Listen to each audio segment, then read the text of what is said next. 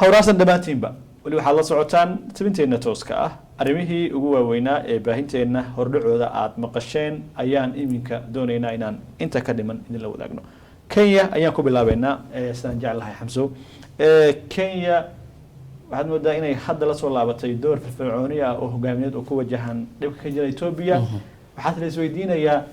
ma garasho Kenya ka timid ba mise waa garaadka Maraykanka oo Kenya hagaya si ay xaaladan runtii qayb uga noqoto. waxaa jira socdaal maalmo ka hor uu madaxweynaha Kenya ku tagay Ethiopia waxa kula kulmay ra'iisul wasaaraha wadankaas oo mawjado siyaasadeed ay ku furan yihiin. waxaa la tuhmayay in uu walxaar u ahaa socdaal Kenya ku imaan doono xogayaha arrimaha dibadda Maraykanka. waxaa la leeyahay xog uhura laga doonay inuu bal soo wareyso xaaladda Ethiopia iyo wasaaraheeda iyo mashaqada jirta kadibna ay la is update gareeyo ayaa laga wada hadlay. bal si guud intaynaan ka wada hadlin arrimo kale socdaalka xogayaha arrimaha dibadda ee Kenya fariinta ugu weyn ama message ugu muhiimsan ee uu daarna muxuu ahaa? xogayaha arrimaha dibadda Maraykanka run ahaantii waa 3 waddan oo Afrikaan buu u qorsheysan inuu maro. Kenya waxay ka mid tahay waddanka ugu muhiimsan ee u xulufaysan Maraykanka ee bariga Afrika. dhawaan waad ogeed in uhuru loo diray dalkaasi iyo Addis Ababa oo ay ka wada hadleen dhibaatada ka taagan gobolka khaasatan Ethiopia. waxay sheegayaan in muhiimadda ugu weyn ay tahay xogayaha uu imaaday dalka Kenya inay tahay sidii wada hadal fursad loo siin lahaa dagaalka ka socda Ethiopia. marka waan ogeed in Maraykanka dhawaan uu ku hanjabay bariga Afrika inuu cunaqabateyn ku soo rogi doono haddii aysan dagaalada ka socdo gobolka aysan joogsanin. maadaama Kenya ay iyaduna xiriirkii ka dhaxeeyay Ethiopia iyo Kenya xiriirkii la garan jiray uu hoos u dhacay. Kenya dan weyn ma uga jirtaa in maxaan ku yiraahdaa wada hadal lagu dhameeyo xiriirka ka maxaan ku yiraahdaa khilaafka ka taagan gudaha Ethiopia. Maraykankana waa la ogyahay halka uu janjeersan yahay oo ah in TPLF dhinaceeda si cad u taageersan yahay. Kenya wuxuu uga imaaday marka maadaama ay gobolkii ay kamid tahay wadamada uga quwada badan ama uga saameynta badan bariga Afrika. wuxuu doonayaa inuu support ama taageero aad u ballaaran uu ku helo bal isku dayaan sidii loo xalin lahaa khilaafkan ee ka dhaxeeya gudaha Ethiopia dhexdeeda. Maraykanka sidoo kale wuxuu welwel ka qabaa in dhiga adeega uu abi muujinayo inuu albaabada inuu soo xirto bal meeshii Tigrayga dagaalkeedii uu sii kordho. sidaas darteed waxa ku qasbanaanaysa marka inuu isticmaalo qaar kamid ah madaxda gobolka si bal looga qanciyo ama isku soo dhawaansho loo hagaajiyo si looga gudbo caqabadaha ka taagan gudaha dalkaas Ethiopia. Xamso warbaahinta gudaha ee Kenya waxyaabaha ay sheegayaan waxa kamid ah in labada mas'uul ama labada dhinac ay ka wada hadleen doorka Kenya kaga aadan dhismaha nabadda gobolka si gaar ah gobolka muhiimka ah runtii dhibaato ka jirta oo hadda caalamku waxa ku kala qaybsanaado habka loo wajahayo iyo qadiyada gudaha. laakiin walaac weyn waxay tahay inaysan Ethiopia haatan dagaal diyaar u ahayn inaysan Ethiopia hadda xamili karin burbur iyo dagaalo sokeeye. dhab ahaanshiyaha Kenya way sugsan tahay xaaladda siyaasadeed ee Abiy iyo hogaamintiisa kuma qanacsana isbahaysigii uu Abiy hormuudka u ahaa. Maraykanka sidoo kale isaguna kalsooni kuma qabo in garabkiisa sodonkiisana ugu dambeeyay ee gobolka Tigrayga inuu meesha ka baxo. marka labadooda daacadnimadooda xaaladda Ethiopia ay nabad ugu keenin karaan intee bay gaarsiisan tahay? labada dhinac baa horta danahooda bay halkaas ka egtaan sababtoo ah Maraykanka iyo TPLF waa dad aad u xiriir dhow bay ahaayeen. Abiy iyo xukuumadda Kenya tan iyo markii uu Abiy xukunka la wareegay waxa walaac weyn ku abuuray isbahaysiga geeska ka dhacay sida Ethiopia, Eritrea iyo Soomaaliya taasoo dhammaan ka wada shakiyeen talo maxaa halkaas ka soo bixi doona. xukuumadda Abiy run ahaantii laguma farxin qaabka ay ula macaamiltay wadamada gobolka maadaama kuwa qaar ay darbi ku xirtay ay kuwa qaarna soo dhaweysatay.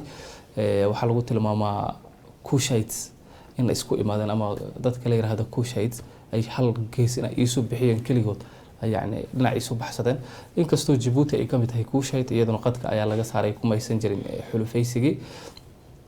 xukuumadda Kenyana waxa laga yaabaa waxyaabo badan oo ka dhaxeeyay labada wadan xukuumadda TPLF iyo Kenya waxyaabo badan ayaa ka dhaxeeyay haba ahaatee qaar kamid ah arrimaha Soomaaliya oo ay saameyn weyn ku leeyahay TPLF. waxa la ogaa in waxyaabaha qaar Soomaaliya looga baahdo in Ethiopia looga tagi jiray ama laga macaamili jiray. adiga isku soo wada duub interestiga dan walba uu meesha kale yahay unbuu maxaan ku yiraahdaa ya danta ku qasbaysa marka inuu xaliyo rajada laga qabo labada dhinac inay markan xal ka gaaraan dhibaatada ka taagan gudaha Ethiopia ayaa run ahaantii mid aan la saadaalin karin ninkii abi ahna waa is adkay haya xalayta ayaa uga dambeysay in wararka qaar ay qorayeen in uu diyaarada ka soo iibsaday dalkaas iyo Turkiga diyaaradaha duuliyaha lahayn marka xaaladii way si cakiran tahay Maraykankana walwal badan ayaa ku abuuran oo ah hadii laga quusto in wada hadal lagu soo dhameeyo waxa ka dhici kara dalka khaasatan integrate meesha ay ka baxdo ayuu isagana walwal ka qaba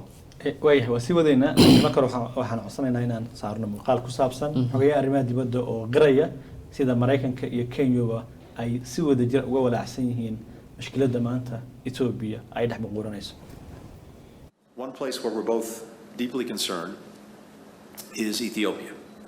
The conflict there threatens not just that country, but its neighbors as well.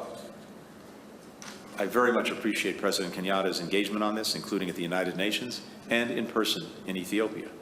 We're working closely with Kenya, the African Union, and its High Representative for the Horn of Africa, former Nigerian President Obasanjo, as well as other partners. Our Special Envoy, Jeff Feltman, is working with High Representative Obasanjo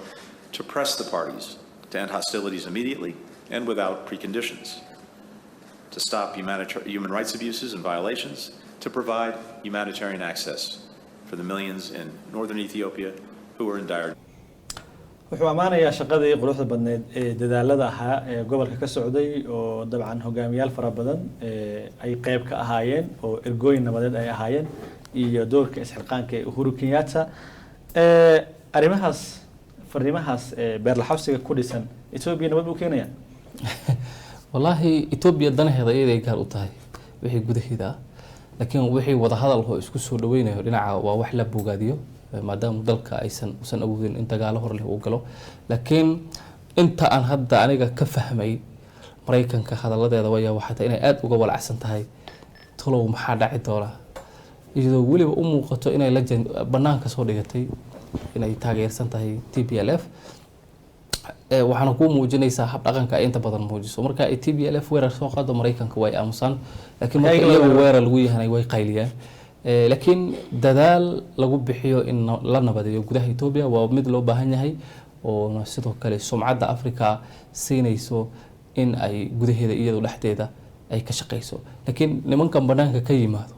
waxa ku jeclaaday nin dhintay oo madaxweynihii Tanzania geeriyoonayay wax walba oo loo baahan yahay in Afrika loo qabto waa in gudaheeda lagu qabto oo oran jiray Afrikaanka dhibkooda iyaga ha xalistaan bal hal iska saara faragelinta kale quwadaha ee banaanka ka imaanayo laakiin waan rajaynaynaa in xal oo macnaha labada dhinac ay ku qanacsan yihiin oo faa'iido u ah gobolka in la gaaro waa ka baxaynaa laakiin su'aasha ugu dambaysa socdaalka xogayaha arrimaha dibadda ee gobolka uu ku yimid meesha muhiimadda gaarka u lahayd waxay inuu tago Ethiopia maxaa kale istaagan Ethiopia wax baa jirtay wafdi loo diray marar badan ayaa jirtay inay la kulmaan abi laakiin abi inta badan waa ka dhuutinayay la kulankooda inta badan waxa la kulmayay wasiirka arrimaha dibadda ee Ethiopia sidaas darteed waxa muuqata in ay ka xun yihiin hab dhaqankii oo abi muujiyay oo ah in wafdiga loo dirabo uu macnaha kasoo uu ka cagajiiday marar qaar wuxuu iska tagay goobaha dagaalka ama furumaha dagaalka ayuu joogay isagoo ka cagajiiday la kulankooda